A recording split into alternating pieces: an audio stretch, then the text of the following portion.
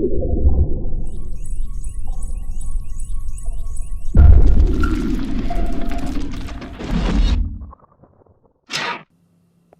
people and welcome to yet another episode of Sandmans Tackle Time. Tonight, due to a few email requests, I'm going to do one on shrink tube. A couple of mates of mine have been having a bit double with rod building and such forth, and they're getting a bit stuck when it comes to putting the shrink tube on. They've done a kind of job of building the rod, and believe it or not, they got stuck on putting the shrink tube on. So if you've had a bit double with building a rod, or you've bought a blank, whatever, and you want to put your own shrink tube on, you've damaged the shrink tube that's on an existing rod, you're not sure how to put it on, then this episode's for you guys.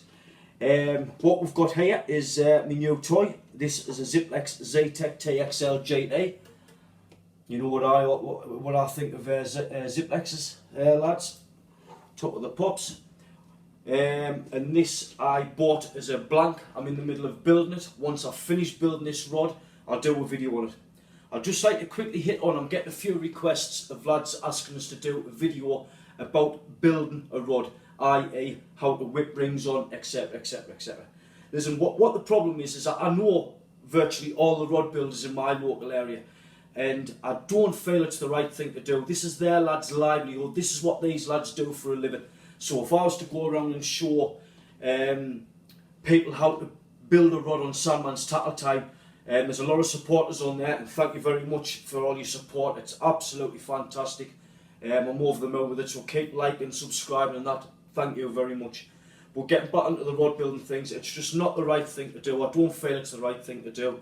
Like I say, this is their lads' livelihoods. They rely on this to make their way in life, and that's fine. So it's a no-no for me, that one, lads. I'm sorry about that. But I'll stick to showing you how to put shrink tube on, and we'll leave it at that. Anyway, so back to the shrink tube. What do you need for the job? Get yourself a half-decent hot air gun. I've used kettles. I've seen it done with a gas stove over the top and various other ways. And for me, the best way is a hot air gun. Just, I think I paid about 15 quid for this out of Argos. Next to now, and it does the job straight away. Absolutely fantastic. Get yourself, obviously, a decent length of shrink tube. This stuff I happen to have here is Japanese shrink tube, or better known as Century shrink tube. It's what Century put on all their rods. I'll give Century the due. That shrink tube is fantastic in my opinion. It's probably the best stuff on the market. I love it even when it gets wet. It seems to grip even more in your hands. It feels nice to the touch. It's just really good stuff. So I paid about 18 to £20 for a length of this. I know it's a little bit more expensive than the usual stuff, but like everything in this world, you get what you pay for. Take my advice, pay that little bit extra and get some decent shrink tube and be done with it. Anyway, so you've got your shrink tube, you need some insulating tape, a pair of scissors, and I always use, this is my shrink tube knife, shall we call it.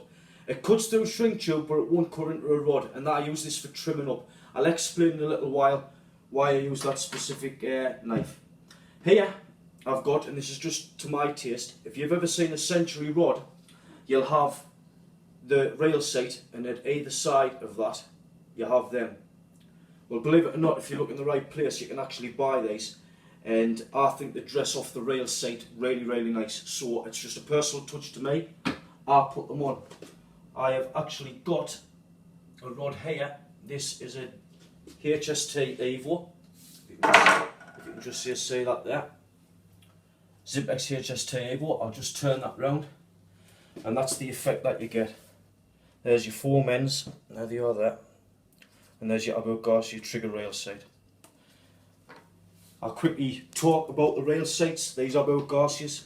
There's various ones on the market with this trigger. I'm a big fan of the trigger. I think it gives you a better grip when you're ready to cast. It's just something more to get a hold of. I'm not a huge fan of the Century ones. I've actually got, this is a Zziplex PowerTex Bass, and that there is one of the Century ones. I'm not really calling Century rods here, but I'm not a big fan of these winch fittings. They feel cheap and nasty to me. They just, that's my opinion. I'm not a big fan of them. So if it was me, I would stick with them guys. So we'll put that back. Right, I'm going to put that big fella back. Right then, so what we'll do is we'll start to put the shrink tube on. I'll quickly talk you through what I'm going to do, this, that and the other, and see if we can do a cracking job of it. So first of all, we'll turn the rod round, and we'll get that to there. Get your shrink tube, and pour it over the bottom.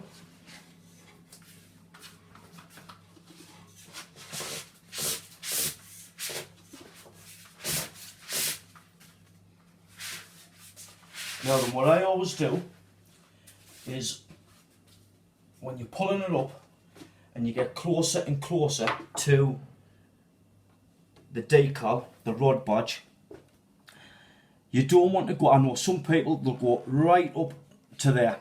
That's, for me, that's not the correct way to do it. What I always normally do is I'll come down about an inch. If you stop there at about an inch, by the time that shrinks down after you've heated it up, you'll be there for about 1.5 inches, and I'll explain to you why it's good to leave about 1.5 inch gap. Anyway, so you've come to that point there, and you've got yourself about 1 inch from the bottom of the rod decal, or sticker if you want to call it that. We'll go back to the bottom of the rod, and you can feel the butt. Whatever you do, do not cut the shrink tube right on where the butt ends. I'll just kink her over there, that's where the butt is. Never ever cut that straight away. Keep in mind, this is called shrink tube. It will shrink, obviously. So what you want to do is give yourself a couple of inches. So where my finger is where the rod stops. Give yourself a couple of inches. Go there and just cut it there. And that's like that. So you end up with a little cut off like that. Whatever you do, don't throw that away. I'll show you how to use that in a bit. Right, so we'll get to that stage there. We're okay to go there. What I always do, it's just the way I've always done it. If you can see the, I'll put that down. If you can see the way the shrink tube is, it lies like that. So you've obviously got a thin crease there, and you've got a thin crease there. I always put them to the side of the rod. If I was looking at the rod flat on, I would have that like that. I wouldn't have it like that. I don't know why, I don't think it makes any difference. It's just the way I've always done it. I've always put it to the side like that. This is the way we're going to do it now. So I'm just going to quickly make sure that's to the side. It is. That's great. Right, this gun's a little bit noisy, so please bear with us. We'll put them bits and bobs out the way. Here we go. We're going to do nice and steady, and I always work in about 8 inches, 8 to 10 inches sections at a time. Not getting too close. You want to hold the hot air gun anywhere between 10 to 12 inches away from the rod butt. This gets very hot. It will burn the shrink tube. It will burn your rod. So to avoid that, keep the gun moving and keep it away from your rod. About 10 to 12 inches. Right, here we go.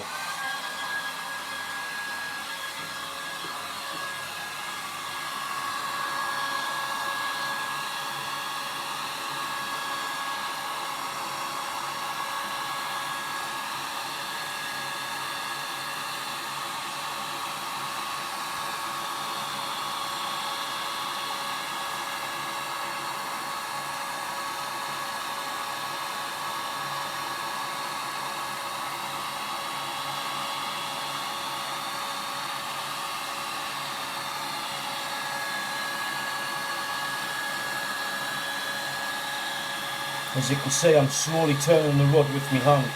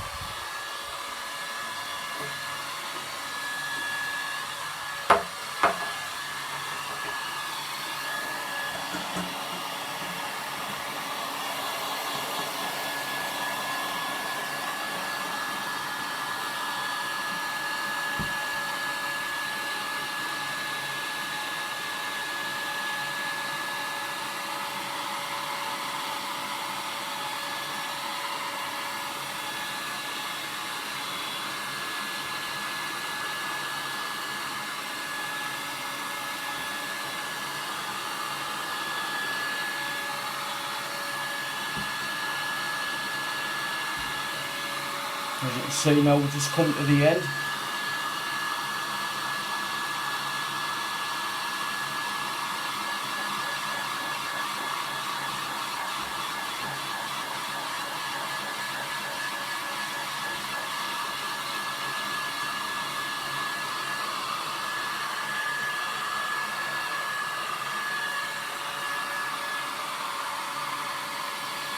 And that's gone on absolutely fantastic. It really has.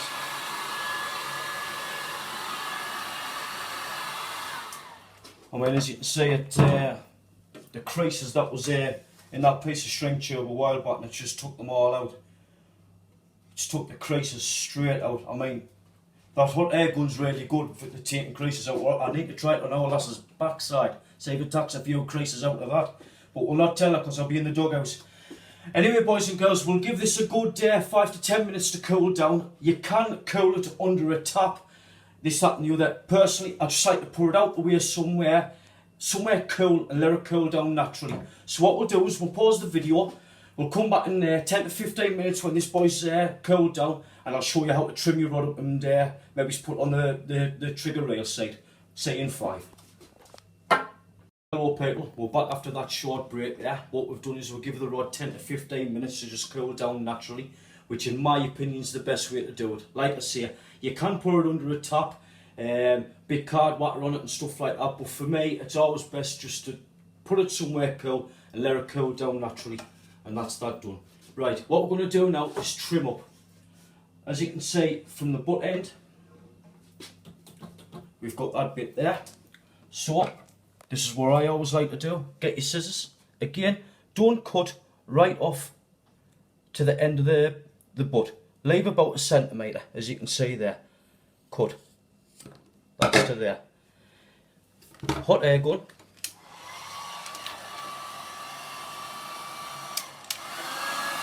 Heat that back up.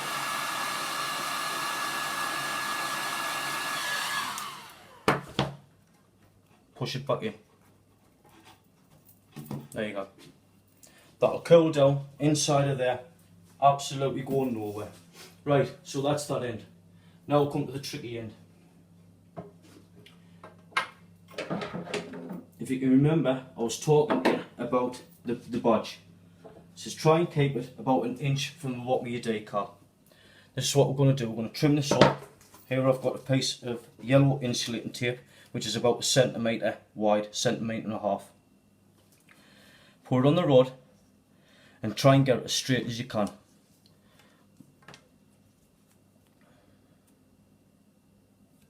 Like so. Just turn the rod and hopefully if you've got it square, there you go. I've met it at the other end, which is fantastic. I couldn't do that again if I tried. Tag that to there. Right. Now this, what you've got here, is a nice square edge. This is where this little fella comes in. If you look, it's not sharp. It will cut through the shrink tube, but it won't cut into the rod. I've purposely made it like that. You can see I'm sliding it over my fingers. It doesn't cut, but it will cut the shrink tube. So very gently, I'll work my way around that tape. It's already got a curve out of it, but it won't cut into the rod. So if you just like to watch, I'll show you what we do from here. Keeping the blade nice and square. Don't press on it hard. Just nice and steady away. You can hear there, I'm not even touching the rod. I'm just going into the shrink tube. That's all I'm doing. That's all it is. So in other words, I've just scored the shrink tube. I've seen lads do it with Stanley knife blades, this, that and the other, and I cringe every time I see it. Every time. We'll remove the tape, slide that into there and pick that off. And if I've got that right, it'll come off to there. There it goes. As you can see, I haven't gone all the way through. Boom, there you go. And that there is nice and square. I haven't touched the rod, but that's my special knife. I've blunted that off purposely for this. Of all the rods I've done, that's my knife. I'd die without that knife. Anyway, so we'll come down to there. We've got our end trimmed up and this end's trimmed up. Now then, if you want to come in, what you do now is, if you look at that end, this is where that bit comes in. I've already done it on this rod. That's a metal band that I fit myself. I got a friend actually made them. They're made out of titanium. I think rather than having some whipping on the top of that there, it's essentially idea, and I've just put it onto a zziplex rod. I think it dresses it off really well. It looks the part. I think it looks better than just having a little piece of whipping on there. So I've got that onto there, followed by your offcut, and that goes down onto there. This, that, and the other. Then on the bottom of that, I've got a piece of whipping. This hasn't yet got the wet stuff on, high build, so that it'll be taped off from there, and I'll high build the whole thing, and that will seal that off completely. Same thing with this end. Now that you've got your gap of about 1.5 inches, I'd say, you can now bring your whipping up to about there, to there. Put your whipping right up against the shrink tube. When you come to put your wet stuff on, your high build, obviously this will be high builded right the way up to there, and you would seal that off. So when you're reeling in, whether it be a multiplier or a fixed spool, the line's obviously still wet, salt water runs through your fingers, comes down through your rod, and salt water get behind there and cause a multitude of sins. So by sealing it, obviously the water would run off in a way. So that's what we're going to do to there. Anyway, so we're now finished putting the shrink tube on. I've taught you about how to trim your ends up and this, that and the other, and get ready to put your last piece of whipping on. I'll now quickly go through how to put your winch fitting or rail sight on. Here, as I talked about at the beginning of the programme, are your foam ends. Obviously what you want to do first of all is that goes on first. You pop them on to there. Just slide that up the butt. Again, all these for show. They don't add strength to the rod, they don't stop it from doing whatever. They're just simply for show. They just dress the end of the rail sight off quite nicely, and I'm a big fan of that. There's your rail sight. If you ever happen to get a zziplex Z-Tech TXL JT, TXL, any of the Z-Tech range, the butts are around about 28mm or 27 point something. So if you go for that Abu Garcia rail sight, you need the biggest one that's out there. And I do believe that's 27 or 28mm. There it is there, and if you have a look at the fit that we've got, it is like a glove. You think it was tailor-made for this rod. I'm actually having to put a little bit of pressure over that. But there you can see it, and that's gone on lovely. Where you actually have your rail sight is entirely up to you. I tend to like two hands. So I'll put one hand there and one hand there, and I want the base of that. So for my liking, it will be around about there. You keep in mind when you're bringing that in and you're railing in, the rail's there. I've seen some people where they have it a hand from the base of the rod, but for me, it's there. That's absolutely perfect there. Anyway, so once you get to that stage, get a piece of yellow tape, snip, and put a little mark.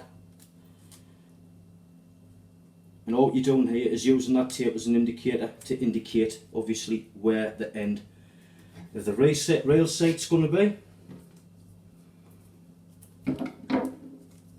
And then go to the other one and put a little piece onto there as well. I'm hoping that'll slide over because it is a very tight fit. It has, that's charming. Right, so you've now removed your rail sight back off. Now you can see that is the area that you've got to play with. You can see that that rail sight did slide on. There's a tiny, tiny little bit of play. So what you do is get a little bit of black insulating tape.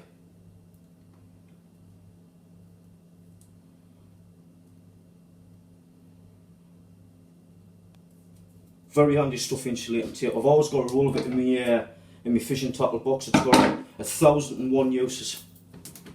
1,001 uses. Anyway, so you've got your tape. Pick your rod up. It's starting in a spiral motion, as you can see. Keep in mind, this was already very close to fitting anyway.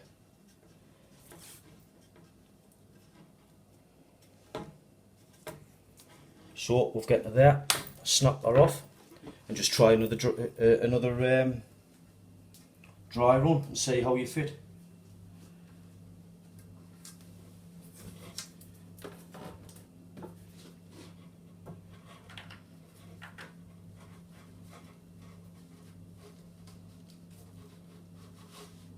You can still see that slid over quite nicely, so we'll just push that back down and we'll go over it again.